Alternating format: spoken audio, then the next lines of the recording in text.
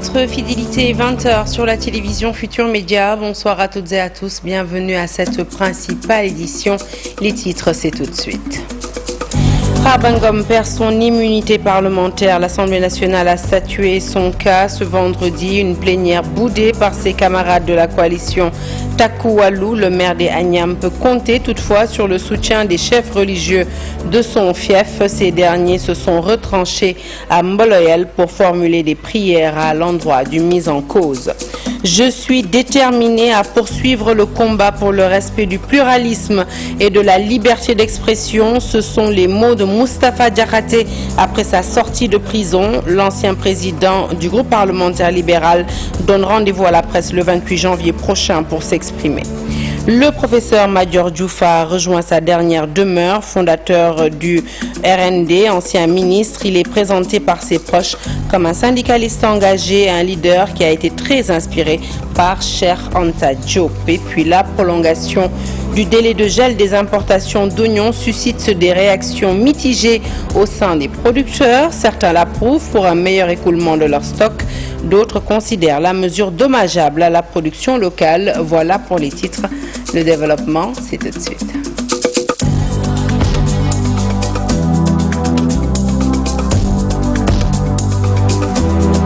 Bonsoir à toutes et à tous, c'est officiel, Farba Ngom est désormais à la disposition de la justice sénégalaise après la levée ce matin de son immunité parlementaire. Ses collègues de Taku Wallu parlent d'une violation de ses droits et affirment que le dossier de Farba Ngom est vide. Ils ont par conséquent boudé la plénière convoquée pour les besoins de sa levée de protection parlementaire.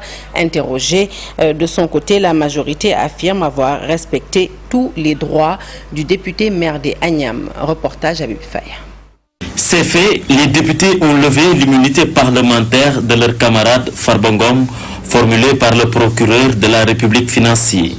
Une procédure précipitée selon son défenseur Aïssata Tall Sall. Par ailleurs, la présidente du groupe parlementaire de Taku Wallu et ses collègues ont quitté la salle, synonyme de boycott du vote. Avenir était juste avec Farba Ngom. Lorsque nous statuons sans dossier, je le dis, je le répète et je le confirme. Oui, il m'a été transmis un dossier entre guillemets, 4 lettres de transmission sur des feuilles volantes. Si c'est ça un dossier, on est loin de l'idée qu'on se fait de notre mission. Avenir était juste lorsque nous sommes juges le jour et procureur impitoyable la nuit. Ce que nous devons faire pour notre honorable collègue. Savez-vous pourquoi? Parce que notre honorable collègue n'a jamais voulu venir ici pour demander une quelconque protection. Il ne l'a jamais demandé parce que dans le Foucault dont nous sommes originaires, il nous a appris une chose. Il nous a été appris là-bas que vivre dans la peur est un échec de la vie. Nous n'avons pas peur, nous, de la mort. Et c'est pour ça que nous n'avons pas peur de la vie. Et Mohamed Ngom est prêt à affronter la vie parce qu'il sait qu'il va affronter un jour la mort. Le président de la commission ad hoc de balayer d'un revers de main les propos de la présidente. En disant que les droits de collègue Mohamed Ngom ont été respectés conformément aux dispositions des articles 61 de la Constitution, 52 et 34 de la règlement de l'Assemblée nationale. Pour dire quoi? D'abord, première observation, il n'y a jamais eu de précipitation ni d'accélération de la procédure, en ce sens que l'Assemblée a été saisie le 10 janvier. Aujourd'hui, nous sommes au 24 janvier, donc 2 semaines après que la plénière soit convoquée pour statuer sur la levée ou non de l'immunité parlementaire ou député concerné. 120 députés ont voté pour la levée de l'immunité parlementaire contre 3 abstentions.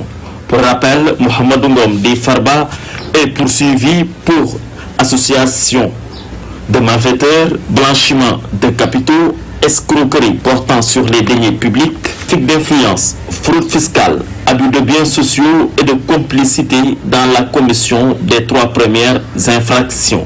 Conformément aux dispositions du Code de procédure pénale et à l'article 66 de la loi numéro 2024-08 du 2 février 2024 relative à la lutte contre le blanchiment des capitaux, le financement du terrorisme et de la prolifération des armes de destruction massive, il est envisagé l'ouverture de 2 procédures d'information judiciaire auprès d'un cabinet d'instruction du pôle judiciaire financier. L'affaire Farba Ngom a fait réagir le forum du justiciable qui appelle à une réforme des dispositions qui organisent la levée de l'immunité parlementaire d'un député pour son président Babacar Ba. Eh bien, il faudrait s'assurer que toutes les parties, notamment la commission ad hoc et la défense du mis en cause, aient une bonne documentation afin d'asseoir leurs argumentaires. Je vous propose de l'écouter. Il s'est exprimé sur nos antennes ce matin. Il faut aller vers en tout cas une réforme des dispositions qui organisent aujourd'hui la procédure de levée de l'immunité parlementaire d'un député. Pour permettre, au-delà de la défense, mais également à la commission ad hoc quand même, d'avoir assez de documentation pour pouvoir motiver sa décision. Mais aussi permettre à la défense de mieux organiser sa défense, parce qu'il faudrait au moins qu'il y ait une documentation sur laquelle la défense pourra asseoir en tout cas son argument pour défendre aujourd'hui son client. Donc je pense qu'il faut qu'on aille vers cette réforme-là, donc pour revoir en tout cas la procédure, pour permettre à chacune des parties de mieux asseoir ses motivations. Allez, destination à présent le fief de Mohamedou Farba Ngom, les Agnam. Dès l'annonce de la nouvelle, une vive émotion s'est emparée des populations de cette commune du Bosséa. Par ailleurs, des chefs religieux ont décidé d'organiser une retraite spirituelle à Mboloyel dans le but d'implorer la grâce divine au profit du député maire des Agnam. Le point, c'est avec Ali Bandalian. C'est sans aucune surprise chez les populations du Bosséa. Via les postes radio et les écouteurs des smartphones, personne ne voulait rater le déroulement de la plénière à l'Assemblée nationale. Entre colère et amertume, les sentiments les plus partagés dès la levée de l'immunité parlementaire de Farba Ngom, député maire des Agnam. De leur côté, des chefs religieux ont organisé une retraite spirituelle à Mboloyel.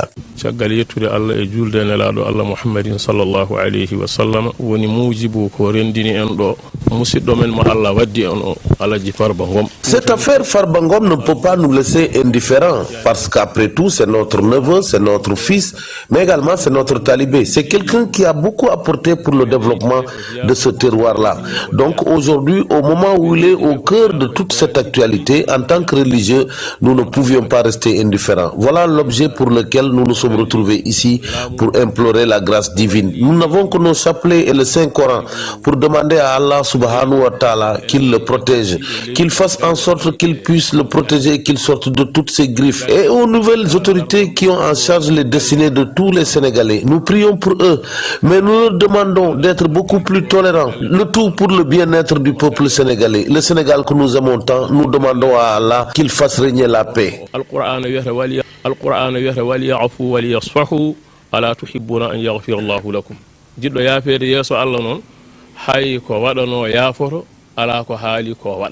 Des prières pour tirer d'affaire celui qui est considéré ici comme étant un véritable acteur au développement dans la zone. Ces religieux ont profité de l'occasion pour implorer la grâce divine afin que la paix et la concorde restent et demeurent dans notre pays.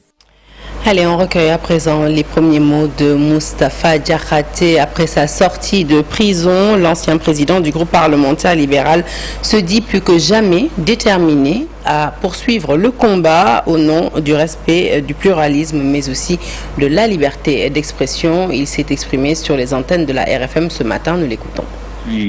Comme j'étais rentré en très bonne santé, et comme aussi avant mon entrée en prison, je suis resté convaincu que le combat pour le respect du pluralisme et la liberté d'expression est mon credo. Dites-nous un peu comment vous avez vécu votre incarcération à la prison de Rebeuss. Écoutez, Rebeuss, je crois que c'est le plus grand livre que tout Sénégalais doit lire. C'est une vraie université où, quand on y rentre, on peut connaître davantage le Sénégal et ses problèmes. Moi, j'y reviendrai dans les détails. Mais de mon point de vue, un séjour à Rebeuss, même s'il fallait payer pour le faire, il faut y aller. Parce que je crois que c'est l'une des plus grandes universités du Sénégal. Pour connaître le Sénégal, les difficultés, les inégalités, les injustices, que vit le pays. Donc, vraiment, j'ai beaucoup appris là-bas. Donc, cette épreuve n'entame en rien votre détermination et votre engagement politique? Pas du tout. Non, ça reste encore beaucoup plus fort parce que moi, mon combat, c'est pour, comme je vous l'ai dit tout à l'heure, le combat pour la défense du pluralisme et de la liberté d'expression, autrement de la démocratie, l'état de droit et la bonne gouvernance du pays. Et malheureusement, bon, je reviendrai sur tout ça. En tout cas, je suis encore plus que jamais déterminé à continuer à consacrer ma vie à la défense du Sénégal et des Sénégalais. Moustapha Diakhaté donne rendez-vous le 28 janvier prochain pour une conférence de presse. Rappelons qu'il a été incarcéré il y a 2 mois et vient donc de purger sa peine. Amis, parents et proches sont assistés à la cérémonie de levée du corps du professeur Madior Diouf ce vendredi. Le fondateur du Rassemblement national démocratique et ancien ministre est présenté par ses pairs comme un syndicaliste engagé, un homme politique et des lettres qui s'inspirait beaucoup de Cheikh Anta Diop pour promouvoir sa propre vision. Différents témoignages que vous allez suivre au micro de Maïmouna Ndiaye et Amadouba. Universitaire, homme politique, entre autres figures venues assister à la prière mortuaire du professeur Madior Diouf, décédé à l'âge de 86 ans. Ils retiennent de lui un éminent homme de lettres, un défenseur des valeurs de justice sociale. Sa rigueur, qui frisait même la rigidité, tellement il était intransigeant quand il s'agissait de défendre ses principes, essentiellement donc sur la base de la vérité.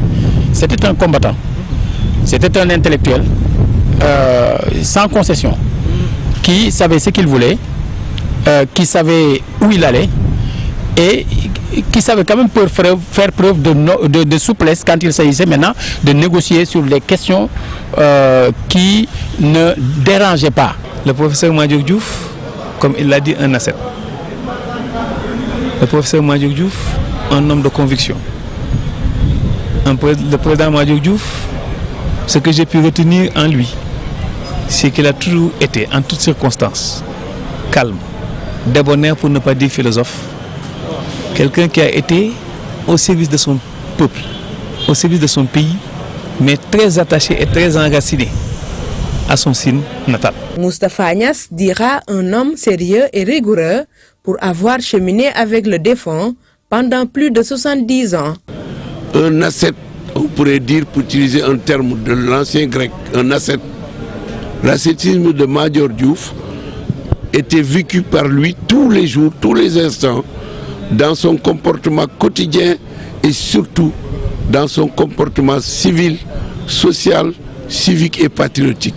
Nous avons perdu un grand patriote sénégalais. Prions pour qu'Allah, dans sa grande miséricorde, l'accueille au paradis. Dans le syndicalisme également, Madior Diouf a marqué les esprits. S'il y a eu dénouement, les partenaires sociaux, en tête Madior a joué un rôle extrêmement important. Donc le pays lui doit beaucoup, hein. Le Sénégal lui doit beaucoup. Il s'est engagé jeune, il a formé une génération de jeunes dans le domaine politique et dans le domaine syndical. Et à ce titre, nous devons lui rendre cet hommage-là. Le natif de Fimela laisse derrière lui un héritage culturel et politique. Il repose désormais au cimetière musulman de Yoff. Le délai de gel des importations d'oignons initialement prévu le 31 décembre 2024 a été finalement prolongé jusqu'au 25 janvier 2025, une décision qui ne fait pas l'unanimité chez les vendeurs et producteurs d'oignons. Si certains estiment que cette décision permet aux retardataires qui ont du reste déjà commencé à écouler leurs marchandises, eh bien d'autres voient cette mesure très nocive pour la production locale, surtout à l'approche du mois de février. Mais le constat est surtout que le pays semble traverser une crise et que les acheteurs viennent au compte-gouttes. Reportage de Pape Faraning. Plus que 48 heures avant l'entrée en vigueur du gel des importations d'oignons pour permettre aux producteurs locaux de commercialiser leurs produits. Ici, au marché Gueule Tapée de Cambérène, les commerçants trouvent la mesure prématurée. Il avait fixé la date du 31 décembre dernier. Maintenant, c'est le 25 janvier 2025. Je crois que c'est une très bonne chose pour permettre d'écouler la marchandise déjà commandée qui est en cours de route. Il n'y aura pas d'incidence sur le marché des oignons. Pourquoi? C'est tout simplement pour les retardataires, c'est-à-dire ceux qui ont des marchandises qui ne sont pas encore arrivées. Mais cette décision ne concerne pas ceux qui veulent commander de nouveau. Ce commerçant prend le contre-pied de ses collègues. Il défend les producteurs locaux qui peuvent bien approvisionner le marché au grand bonheur des consommateurs. Moi, je ne suis pas d'accord avec cette décision car cela va léser les cultivateurs d'oignons. Nous savons tous que le mois de février, c'est la période où l'oignon local est en abondance sur le marché. Donc, il faut privilégier les cultivateurs. Le seul problème cette année, le manque d'argent qui occasionne une mévente. Cette année, rien ne va. Jusqu'à présent, nous avons constaté que les gens n'ont pas beaucoup d'argent pour acheter. Nous avons des difficultés pour vendre nos produits. Beaucoup d'importateurs n'ont pas commandé à cause de cela. Chaque année, nous avons plus de marchandises et on les écoule facilement. Mais cette année, nous avons beaucoup de problèmes pour vendre. Il n'y a pas d'argent dans le prix. C'est ça la vérité. Nous demandons à l'ARM de prendre en compte cette donne. Vraiment assez difficile. Nous restons 10 jours pour pouvoir vendre quelque chose. À quelques jours du mois béni de Ramadan, le marché est bien approvisionné en oignons. Les importateurs espèrent écouler leurs marchandises avant la fin du délai du gel des importations, ce 25 janvier. Face à une mer agitée et houleuse, le service de pêche de Mboro alerte pour freiner la recrudescence des cas d'accidents enregistrés ces derniers jours en mer. Des pêcheurs de la zone des Niayes ont été formés en technique de sécurité maritime. Les détails, c'est avec Charanta Diop et Seylatia. Il ne se passe pas une semaine sans qu'il n'y ait accident en mer sur la grande côte d'Omboro à Lit en passant par Fasboy. Cela occasionne des pertes en vies humaines. Souvent on a donc des accidents en mer, souvent des décès, parce qu'on a une dizaine de pertes en vie humaine chaque année. Si au niveau de la grande côte, la mer est régulièrement très agitée, les pêcheurs font face à des problèmes de sécurité. D'où la pertinence de cette formation à l'intention des pêcheurs initiés aux techniques de sécurité en mer. Les pêcheurs de Mboro ont été choisis pour que leur commission de surveillance soit renforcée dans le domaine de la sécurité, c'est-à-dire comment utiliser le matériel de sécurité, l'importance d'abord du matériel de sécurité embarqué à bord des embarcations de pêche artisanale, comment l'utiliser, comment intervenir. Le coordonnateur du CLPA de Fasboy Mboro Lit s'en réjouit et invite les gens de mer à plus de prudence. Nous avons des connaissances qui vont nous permettre de sécuriser les acteurs en mer qui sont en danger et surtout de sensibiliser nos pêcheurs quand il y a danger. Des sapeurs-pompiers de la caserne de Tivaouane assurent la formation en collaboration avec la division de sécurité des pêcheurs artisanaux. 20 ans après la ratification par le Sénégal du protocole de Maputo, l'avortement médicalisé toujours pas en vigueur dans les centres de soins nationaux. Une aberration pour les droits de l'homiste. Ils estiment que la pratique est très encadrée dans la mesure où elle n'autorise l'interruption de grossesse que dans des cas d'inceste et de viol. La FIDH, la RADDHO ainsi que d'autres organisations de la société civile espèrent avoir l'approbation des nouvelles autorités pour légaliser la pratique de l'avortement médicalisé et ainsi combattre la vulnérabilité à laquelle certaines femmes sont exposées. Fatou Bintou Conté nous fait le point. Les chiffres font froid au dos. Les cas de viol et d'inceste et dont les survivantes sont contraintes de poursuivre leur grossesse sont nombreux au Sénégal. Le rapport indique que 31,9% des femmes âgées de 15 ans et plus ont subi au moins une forme de violence physique, psychologique, sexuelle ou économique au cours des 12 derniers mois. Par ailleurs, 13,3% des femmes de 15 ans et plus ont déclaré avoir été victimes de violences sexuelles hors union au moins une fois dans leur vie. Dans un rapport publié par la Fédération internationale des droits humains et FIDH en partenariat avec l'Association des juristes sénégalaises, l'AJS, la RADDHO, la LSDH et l'ONDH, plus de 30 000 femmes et filles risquent leur vie et leur liberté en avortant clandestinement au Sénégal.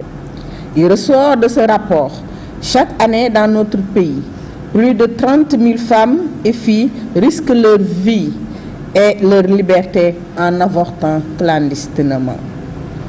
L'avortement clandestin est l'une des causes principales de décès maternels au Sénégal et les femmes y ayant recours quand elles survivent encourent jusqu'à 2 ans d'emprisonnement. En 2024, 11% de la population carcérale concerne les filles. Les faits d'avortement et d'infanticide. Il s'agit de la deuxième cause d'incarcération des femmes et des filles. D'où un plaidoyer de ces organisations des droits de l'homme aux autorités sénégalaises de respecter le protocole de Maputo dont le Sénégal est signataire, qui prévoit l'accès à l'avortement médicalisé aux victimes de viol et d'inceste. Prendre des dispositions législatives et judiciaires nécessaires pour une meilleure protection des femmes et des filles victimes de violences physiques, sexuelles, psychologiques et économiques. De mettre en place un dispositif efficace d'assistance juridique et judiciaire des victimes de viols et d'inceste, notamment par la mise en place d'un service d'assistance juridique spécifiquement dédié à l'accompagnement. Mais malheureusement, avec la 14e législature qu'on a trouvée sur place, elle n'était pas au courant de cette loi-là et nous demandait une capacitation, alors que la 13e législature, certains de leurs collègues avaient pris le problème à bras le corps et on avait espoir que la loi allait passer à l'Assemblée nationale. On demande à l'État du Sénégal de se conformer à ses engagements juridiques internationaux. Il y a 20 ans, le Sénégal a ratifié le protocole de Maputo et jusqu'à présent, rien n'a changé pour ces femmes et ces filles victimes de viol. Faire du satellite un impulseur de développement et d'atteinte à la souveraineté alimentaire, c'est l'objet du premier atelier organisé ce matin par l'Agence sénégalaise d'études spatiales et le RASCOM, une activité qui entre dans le cadre de la convention signée entre ces deux structures. Les contenus des échanges vont être présentés aux autorités qui ont déjà élaboré une stratégie dénommée le New Deal technologique et qui ambitionne d'atteindre la souveraineté numérique. Elle sera présentée, cette stratégie, le 24 février prochain au chef de l'État, Alassane Ba et Jafaraba pour plus de détails. Cette rencontre entre dans le cadre de la mise en œuvre de la feuille de route de la convention signée entre l'Agence sénégalaise d'études spatiales et l'Organisation régionale africaine de communication par satellite. Des ateliers sont prévus à cet effet et ce premier met les satellites au cœur des discussions. Comment les satellites peuvent aider en tout cas à accompagner le développement que l'Afrique compte faire et des pays comme le Sénégal également. Et vous le savez, ça s'inscrit également dans un cadre institutionnel qui est très fort. L'Agence sénégalaise d'études spatiales qui coordonne aujourd'hui l'activité spatiale du Sénégal, qui est l'interface de l'État sénégalais par rapport au spatial, ne peut pas rester en retrait quand l'autorité, le président de la République montre toute une vision, toute une volonté d'arriver à une souveraineté numérique, une souveraineté technologique, et le spatial fait partie de ces segments également. Une vision adossée à la stratégie dénommée le New Deal technologique. Elle sera présentée le 24 février prochain par le chef de l'État, Bassirou Diomaye Faye. Donc nous espérons que l'ASES sera un grand contributeur à la mise en œuvre de cette stratégie à travers son rôle de coordination dans la mise en œuvre des politiques spatiales du Sénégal. Nous sommes là pour accompagner sur le volet spatial, montrer comment les télécommunications par satellite peuvent impacter le référentiel 2050 que nous avons comme feuille de route actuellement. Vous savez, on parle de la contribution des satellites sur le développement de l'Afrique. On sait qu'à côté des réseaux terrestres, nous avons des réseaux satellitaires qui nous permettent de couvrir en général les zones qui ne sont pas couvertes par les réseaux satellitaires. Donc le satellite a un grand rôle à jouer dans la connectivité de nos territoires, surtout comme j'ai dit tantôt, dans les zones où les réseaux terrestres ne sont pas accessibles. Les contenus issus de ces discussions seront partagés avec le ministère des Télécommunications. Et l'objectif est de voir comment les articuler avec l'ambition exprimée par les autorités de développer une souveraineté numérique. Elle est hors de Dakar, destination le Nord, la région de Saint-Louis, où certaines entreprises sont à l'arrêt depuis 7 mois. Elles n'ont rien produit à cause de difficultés. C'est le cas des fermes de la Teranga qui emploient pas moins de 32 qui emploie plusieurs centaines de personnes plutôt dans pas moins de 32 villages pour redémarrer leurs activités et payer les salaires de ces employés. Eh bien, des autorités locales composées de maires et de notables ont pris leur bâton de pèlerin pour éviter la fermeture de ces fermes.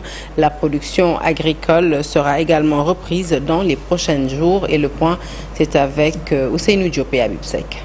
Les travailleurs et responsables des fermes de la Teranga se sont finalement donné la main pour sauver l'entreprise après quelques mois de crise.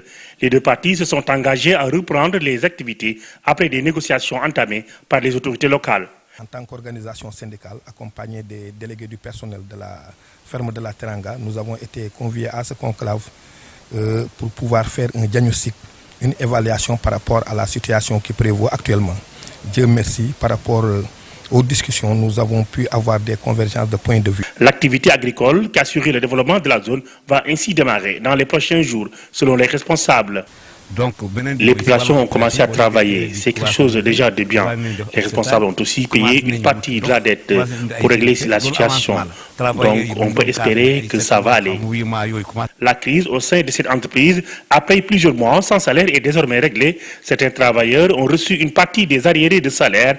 Pour le responsable des ressources humaines, la balle est dans le camp des travailleurs. On est dans ce fiage-là pour pouvoir vraiment décanter la situation de manière définitive. Donc il y a un début de solution qui a été fait depuis le vendredi passé. Et là, on est en train de travailler, de parler, de communiquer ensemble pour qu'en définitive, nous sortons de cette situation. Après plusieurs mois de crise entre travailleurs et responsables des fermes de la Teranga, la situation revient à la normale. Les deux parties se sont engagées à travailler pour sauver l'entreprise après plus de 6 mois de crise. À quelques jours de la 145e édition de l'appel de Seydina Limamoulaye, la brigade régionale de l'hygiène de Dakar veut assurer la sécurité alimentaire des pèlerins. Elle a déployé des gros moyens. Le capitaine Idrissa Ndiaye et ses hommes procèdent à la désinfection de Cambérène, Ngor et Yoff. Il appelle les populations au respect strict des mesures d'hygiène. Nous l'écoutons au micro d'Abdoulaye Patéane. L'instant que nous avons le regroupement d'un nombre important de personnes en un temps et en un lieu, il est tout le temps recommandé de mettre en avant les mesures d'hygiène, aussi bien individuelles que collectives. Donc c'est fort de ce constat que la brigade régionale de l'hygiène de Dakar a essayé de mettre en pratique 3 stratégies pour permettre d'assurer la sécurité sanitaire de tous ceux qui viennent pour cet événement religieux extrêmement important. Donc la première stratégie consiste à effectuer des opérations techniques de désinfection et de désinsectisation qui ont un double objectif. C'est d'abord de lutter contre les germes qui peuvent causer certains types de maladies, mais également de lutter contre les maladies à transmission vectorielle. Donc la deuxième stratégie qu'on déploie présentement, c'est la communication. Communication basée surtout sur la mise à contribution des Badiane Ngor et autres relais de la localité, mais avec comme objectif principal le respect des bonnes pratiques d'hygiène. Donc en ce qui concerne l'eau potable, donc vous voyez qu'on a un peu distribué des comprimés qui permettent d'assurer la désinfection de l'eau, mais également la promotion du lavage des mains à l'eau et au savon. Enfin, culture avec les précurseurs du hip-hop Galsen qui donnent rendez-vous le 31 janvier prochain au Grand Théâtre pour un concert inédit, un événement dont le parrain n'est autre que l'icône de la musique sénégalaise, Youssou N'Dour. Les légendes du rap sénégalais ont rencontré le lead vocal du Super Étoile pour échanger sur l'événement, mais aussi sur la culture en général. Je vous propose d'écouter tour à tour Awadi et Youssou N'Dour. Les raisons qui poussent notre choix sur Youssou N'Dour, c'est que Youssou N'Dour est au début et à la base du hip-hop. Et à la base de chaque moment crucial du hip-hop, il a été là. Et dans chacun d'entre nous, individuellement et souvent collectivement. Même quand il y a eu le Covid, quand il y a eu ce morceau où tous les artistes ont participé, c'est le premier à donner sa musique et à accompagner le mouvement. Donc il nous a assez prouvé qu'il croit en ce nouveau, en notre culture. Donc il participe à cette culture et nous a chaque fois accompagnés, donc il n'y avait pas mieux que lui pour être le parrain de cet événement. Et le 31 janvier, on a envie de montrer que le Sénégal est fort quand il est ensemble. Quand les enfants de ce pays sont ensemble, ils sont forts. Un rendez-vous à retenir, c'est le 31 au Grand Théâtre, où je serai là présent, Inch'Allah.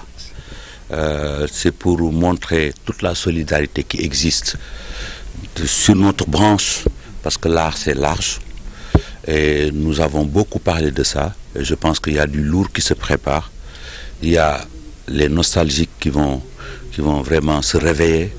Il y a la nouvelle génération qui va se ressourcer autour de ce concert.